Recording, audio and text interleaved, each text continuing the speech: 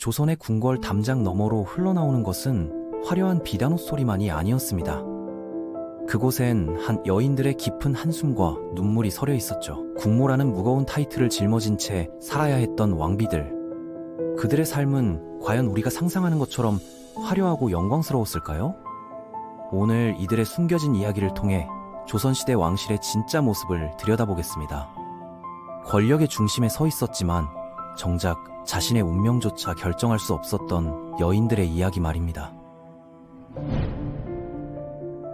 황금색 치마저고리와 봉황이 수놓인 원삼을 입고 화려한 금관을 쓴 왕비의 모습을 상상해 보시기 바랍니다. 전국 각지에서 바쳐지는 진귀한 음식들이 매일 상에 올라오고 수백 명의 궁녀들이 시중을 들며 하늘 아래 최고의 권력을 가진 남편을 둔 여인의 모습을 말이에요. 하지만 이런 겉모습 뒤에 숨겨진 진실은 우리의 상상과는 완전히 달랐습니다. 많은 왕비들이 평생을 외로움과 절망 속에서 보내야 했거든요. 사랑 없는 결혼, 정치적 희생양이 되어야 하는 숙명, 그리고 자신의 의지와는 상관없이 움직여야 하는 운명 속에서 말이에요. 조선 500여 년 동안 총 27명의 왕이 있었고 이들의 부인인 왕비는 41명이었습니다. 왕의 숫자보다 왕비가 많은 이유는 간단했죠. 왕비가 세상을 떠나면 새로운 왕비를 맞아들이는 것이 일반적이었거든요. 물론 왕에게는 수많은 후궁들이 있었지만 정식 부인인 왕비와 후궁들 사이에는 하늘과 땅만큼 큰 차이가 있었습니다. 왕비는 나라의 어머니라는 뜻인 국모로 불리며 왕과 함께 조선이라는 거대한 나라를 이끌어가는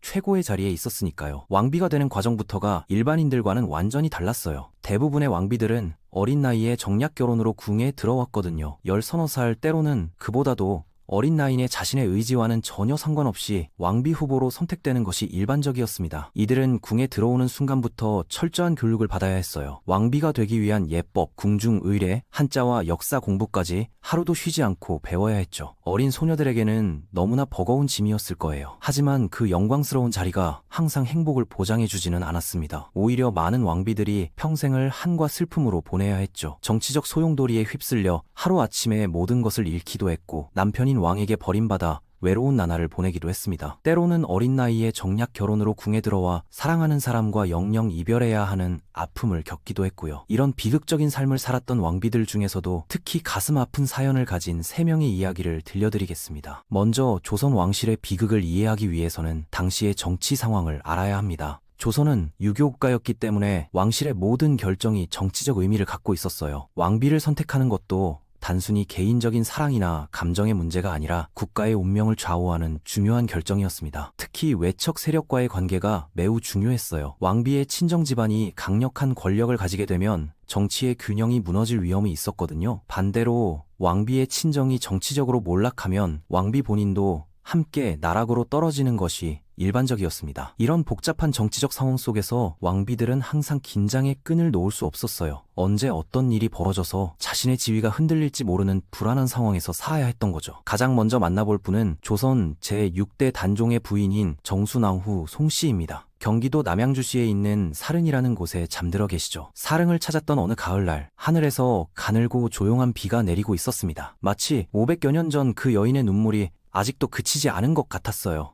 정치적 혼란 속에서 어쩔 수 없이 희생당해야 했던 한 여인이 지금까지도 원한을 풀지 못하고 있는 건 아닐까요? 그 빗방울들이 산과 들의 모든 풀과 나무를 적시는 모습이 참으로 애달팠습니다. 정순왕후의 이야기를 제대로 이해하려면 먼저 단종의 비극적인 운명부터 알아야 해요. 단종은 문종의 아들로 태어나서 아버지가 재위 2년 만에 세상을 떠나자 겨우 12살의 나이에 왕위를 이어받았습니다. 너무나 어린 나이였기 때문에 삼촌인 수양대군이 섭정을 맡아서 나라 일을 돌보게 됐어요. 처음에는 어린 조카를 도와 나라를 잘 다스리는 것 같았지만 점차 욕심이 생겨서 결국 조카에게서 왕위를 빼앗고 자신이 왕이 되고자 했던 거죠. 정순왕후는 15살이라는 어린 나이에 자신보다 1살 어린 단종과 결혼하게 됐습니다. 그렇게 조선의 왕비가 된 거죠. 하지만 행복한 시간은 길지 않았어요. 불과 1년여 만에 단종이 왕위를 삼촌인 수양대군에게 넘겨주면서 그녀는 왕대비라는 지위로 격상됐지만 실질적으로는 모든 권력을 잃었습니다. 더 큰 비극은 그 이후에 벌어졌죠. 단종이 노상군이라는 이름으로 강원도 영월로 유배를 떠나게 되면서 부부는 영영 이별하게 된 겁니다. 당시 정순왕후는 겨우 16살이었어요. 아직 소녀라고 해도 될 나이에 남편과 생이별을 해야 했던 거죠. 단종이 유배를 떠날 때의 상황을 상상해보면 얼마나 참혹했을지 알 수 있어요. 어린 부부가 서로를 바라보며 눈물을 흘리면서도 손 한번 제대로 잡아볼 수 없었을 거예요. 수양대군, 즉 세조의 감시하에 이루어진 이별이었을 테니까요. 서울 창신동 근처에 가보시면 용두사라는 작고 아담한 절이 있습니다. 왕비 자리에서 물러난 정순왕후는 궁궐을 떠나 정업원이라는 절에서 생활했는데 지금의 용두사 일대가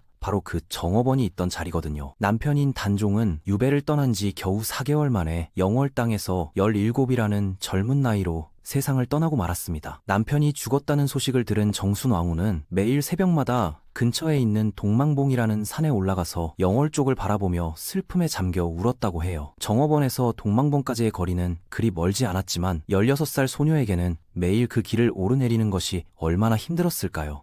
특히 추운 겨울날 새벽에 혼자서 그 산을 올라가는 정순왕후의 모습을 상상하면 가슴이 아파집니다. 그 동망봉은 지금 숭인근린공원이라는 시민들의 휴식 공간으로 바뀌어 있습니다. 공원 남쪽 편에 정자 하나가 서 있는데 그 이름이 동망정이에요. 정순왕후가 동쪽을 바라보며 슬퍼했다는 이야기를 기념해서 세운 거죠. 그곳에서 잠시 동쪽을 바라보며 그날의 비극적인 상황을 떠올려 보니 가슴이 먹먹해졌습니다. 비록 지금은 높은 빌딩들이 즐비하게 서 있어서 풍경이 완전히 달라졌지만 정순왕후의 간절하고 애달픈 마음만은 여전히 생생하게 전해져 오는 것 같았어요. 정순왕후는 궁궐에서 나온 이후 나라에서 주는 어떤 도움도 거절하고 스스로 생계를 해결하며 어려운 삶을 이어갔다고 합니다. 그녀가 주로 했던 일은 천에 물감을 들이는 염색 작업이었어요. 정업원에서 멀지 않은 곳에 자주동샘이라고 불리는 샘터가 지금도 남아있는데 정순왕후가 그곳에서 천을 염색했다고 전해져요. 신기한 것은 정순왕후가 천을 그 샘물에 담그기만 하면 저절로 아름다운 자주색 물이 들었다는 전설이 있다는 점입니다. 그곳에서 염색한 천을 내다 팔아서 겨우겨우 생계를 유지했다고 하니 한때 조선의 최고 지위에 있었던 왕비가 평범한 일반인이 되어서 감당해야 했던 삶의 무게가 얼마나 컸을지 상상이 가지 않습니다. 사실 이 전설에는 정순왕후의 한이 담겨 있다고 봐야 해요. 아무리 평범한 천을 샘물에 담근다고 해도 저절로 색이 들 리는 없잖아요. 아마도 정순왕후가 울면서 염색 작업을 할 때마다 그 눈물이 천에 스며들어서 더욱 아름다운 색이 나왔을 거라고 사람들이 생각했던 것 같아요. 정순왕후는 이런 식으로 단종 사후 무려 64년을 더 혼자 살았어요. 흰머리가 성성한 81살의 할머니가 되어서야 사랑하는 남편 곁으로 떠났습니다. 64년이라는 세월이 얼마나 긴지 생각해보세요. 현재 우리나라 평균 수명이 80세 정도인데 거의 한평생을 혼자 보낸 거예요. 왕비에서 쫓겨난 상태로 사망했기 때문에 왕비의 예우가 아닌 일반 귀족 부인의 격식에 맞춰서 장례를 치렀어요. 그렇게 172년이라는 긴 세월 동안 잠들어 있다가 숙종 때 단종이 정식으로 왕의 지위를 회복하면서 정순왕후도 왕비의 지위를 되찾게 됐죠. 무덤도 일반 묘에서 왕릉으로 승격됐고요. 평생 그리워하며 살았다는 뜻을 담아서 사모할 사자를 써서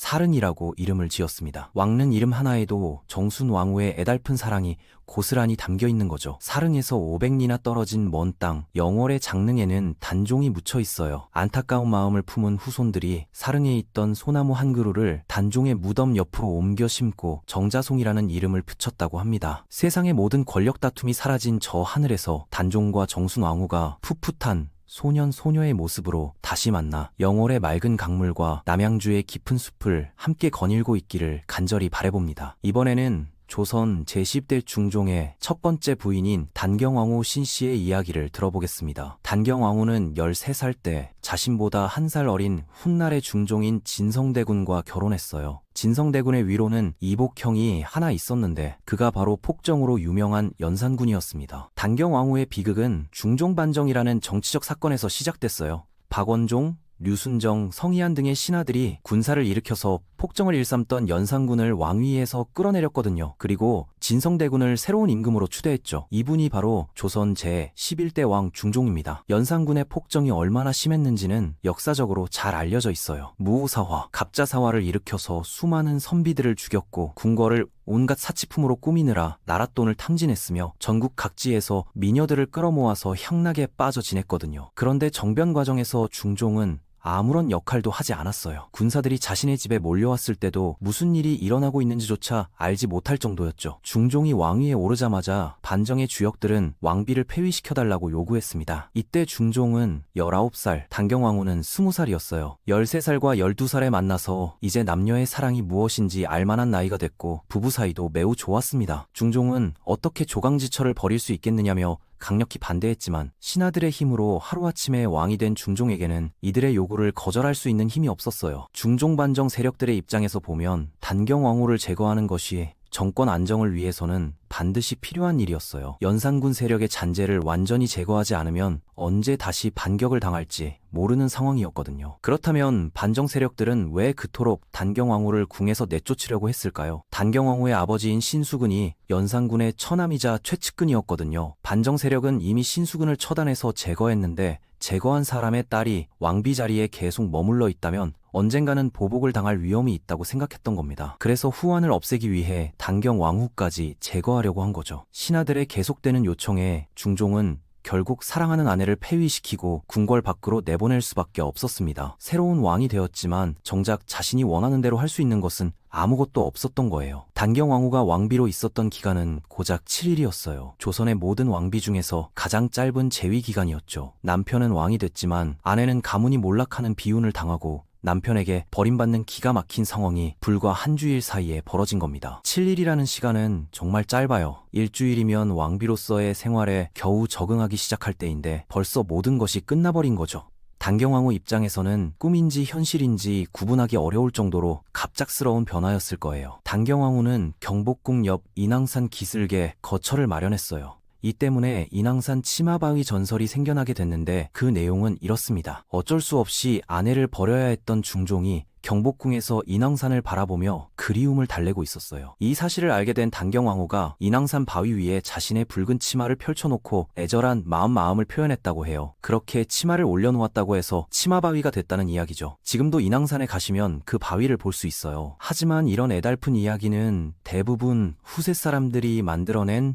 허구에 가깝다고 봐야겠어요. 실제로 중종은 단경왕후와는 거의 남남처럼 지냈거든요. 단경왕후 이후에 왕비 2명, 후궁 9명을 두었는데 이들에게서 아들, 딸 20명이나 낳았으니까요. 중종의 이런 행동을 보면 단경왕후에 대한 그리움이 얼마나 진짜였는지 의문이 들어요. 정치적으로는 어쩔 수 없이 헤어져야 했지만 개인적으로는 여전히 사랑했다는 식으로 포장하려는 의도가 있었던 것 같거든요. 단경왕후는 20살에 궁에서 쫓겨나와서 무려 51년을 혼자 살다가 71살에 세상을 떠났습니다.